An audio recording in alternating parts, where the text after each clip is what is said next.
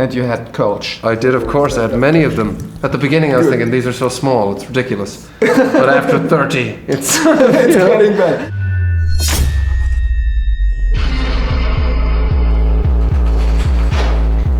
You're just the best. Sophia Reichen. I am an ancestor of Callum Lynch. I am Antonio Animato.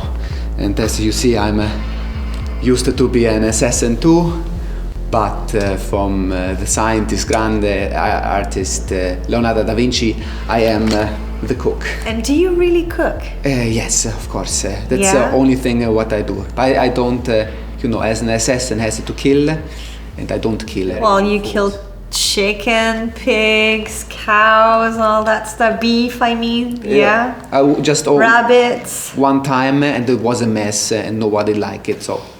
Oh, so now you're a vegetarian. Yeah, that's cook. good. That's really good.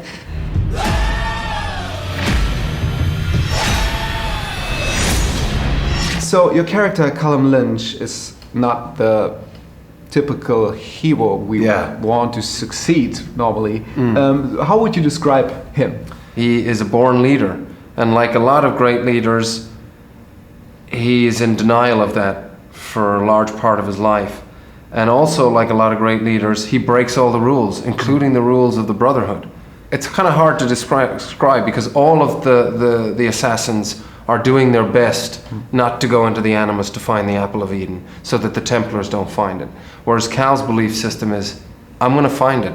They'll find it and then I'm going to steal it off them. So it's a sort of different philosophy. Rather than be hiding, you be proactive. His name is Callum Lynch. I'm Dr. Sophia Reichen. I'm here to help you. And you're here to help me. Who are you people? We know everything about you, Cal. And I heard that you know Callum Lynch, who is a descendant of mine. And wow. I heard he has a great smile. He's a very, very nice guy. How would you describe Callum Lynch? Well, he's very powerful. He has a lot of strength and kind of an amazing personality. And next time I see him, I will definitely ask him to invite me to dinner, and I would ask him to cook something. Yes. Yeah. Because he has the power of me, the memory of cooking he has from me. It's a good weapon. Good cooking, good food is a good weapon against how mad society. The good food can unite the world. That is absolutely. That is why you are looking for the apple of Eden, right? It's food too. It's food too, yeah. And I love apple pies. I love apple crumbles, apple juice. Yeah, definitely. Mankind seems intent on destroying itself. But there is an artifact known as the Apple of Eden. With it, any impulse towards independence or rebellion will be crushed. Was it different for you? Because normally a lot of people are big fans of the game, and you play characters from a comic book where people know the images and some moves maybe, or you played Macbeth. And I sometimes think that in a video game, for an actor, it's like even more because people know how he moves, the character moves, how he speaks. Is it more difficult for you as a... It's kind of like the comic book thing, like you said. Those fans are very passionate and very vocal. So you know they're going to let you know what they thought. I prefer that. It's great to get the feedback. Part of the reason that we created a brand new sort of world with this, new characters, a new timeline in terms of the regression, was that we wanted to separate ourselves a little bit from the game. This is a movie. A video game's a video game, but a movie is a different experience. To get a narrative and to have it's a different experience for the audience. Well, number one, in a video game, it's interactive. You're not an audience member, you're partaking. So to get the correct narrative, to distill all the sort of dense material that's in the video game, and to make it clear for people that don't play the game. But for sure, the first thing that we want is we want gamers to come out of there happy. But when in trying to deliver that, if you start worrying about them too much, I find you can get crippled. I always say that you need a healthy dose of respect and disrespect. and you want to sort of, you know, challenge the gamers to bring new stuff in, show them different sides of stuff, so they're like, wow, that's cool, never thought of that. One of the things that we're most proud of in this is what we've done with the Animus, and that it's you know, for Cal, it's more of an interactive experience rather than the idea of being inert, you know, in a chair and not moving. You know, that might work all right for a video game, that's the sort of example, but it doesn't work, you know, for us in the cinematic experience. To have him physically involved is much more interesting. You're about to enter the Animus. What you're about to see, hear, and feel are the memories of your ancestor, who's been dead for 500 years. What do you want from me? Your past. Wait a minute!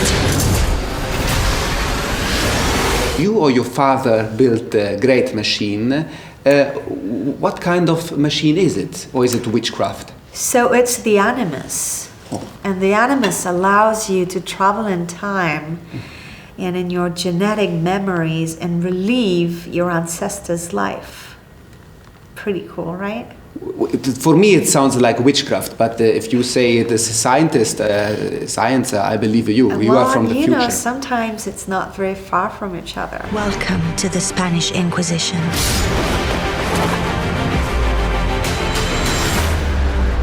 What I saw in there, it felt real. It was. We all, of course, hope for the sequel. Is there any time you say, I would like my character should go on that time space? And if you personally could learn something from your ancestor, what would it be? Well, I always think that we're very spoiled in this time. We get what we want. If we want to travel somewhere, it's very easy to jump on a plane. Food is abundant. There's a lot of waste. I guess whenever I talk to my grandparents, they're no longer around, but whenever I sort of listen to their stories, I thought, my God, life was hard, you know, back then. And there was a sort of maybe a more of an appreciation of things. Perhaps that's what I would take, appreciation. I don't know. And for the sequel, where would you go? Now we saw this. I can't tell you that. I Oh, have an idea. You have a dream. Okay, okay. I definitely have an idea, but I don't want to give it away yet. Okay. Well, you know, I am from the time of Rinascimento, of the Renaissance, where I say the free will is starting to come up, and in your future it's a bit different. How is it in your time? There's this poison that is used to manipulate people, which is fear. And fear really turns people into people who can be easily manipulated, actually. And this is something that we really need to fight, fear. You give them the apple, they win. The Templars will use it to destroy us. What now, Pioneer? We fight. Do you want another question? Just sort of you waited all the time. If you've got another one, that's fine. Well, actually, if you could describe the relationship between you and Sofia, the character, because it's not. We expect, of course, when we see you both together, we expect like a love or romance, and it's something different. So yeah, with Sofia, I always thought was interesting with her is that she kind of would make a good dictator. When I say that, it's like a lot of dictators sort of start off as idealists, and this was always the idea that I had with Sofia. She's got these she wants to do right, you know, but in doing so creates a big mess. So the idea, well, we're gonna locate the, you know, violent gene in people and take it out of them. So what's great, I think, between Sophie and Cal is he is attracted to her in a sense, I think. What is your relationship with Callum Lynch? Do you like him? He looks good, right? Well, I think she's obviously very thrilled that she's found the right person to open the door of the last part of the way to reach her goal. So she uses him, but at the same time she's I think emotionally connected to him right away, something that she might have not expected. He likes her. There's a connection between the two. And what I like about it is they both challenge each other's sort of ethos, because there's moments where you actually think that she has to question her own ideology when she's around him, and she finds something about him special as well. I think there's that, but it doesn't, necessarily go the conventional way, as you say. I'm beginning to like this.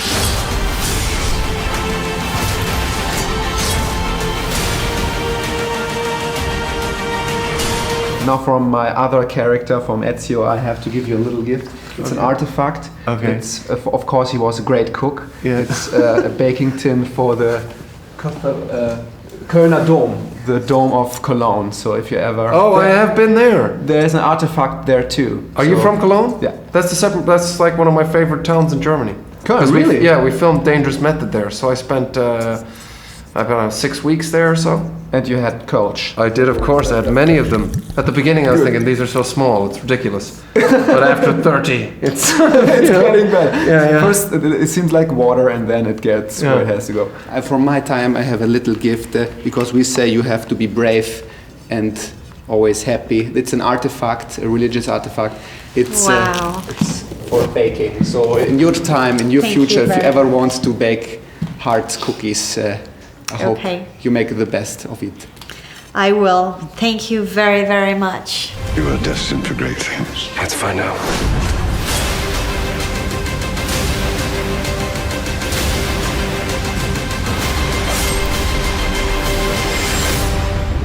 We work in the dark to serve the light. We are assassins.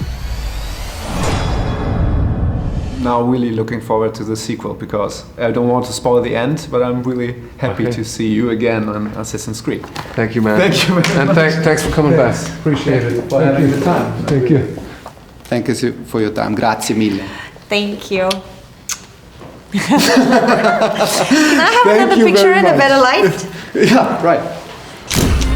I am a god, even though I'm a man of God.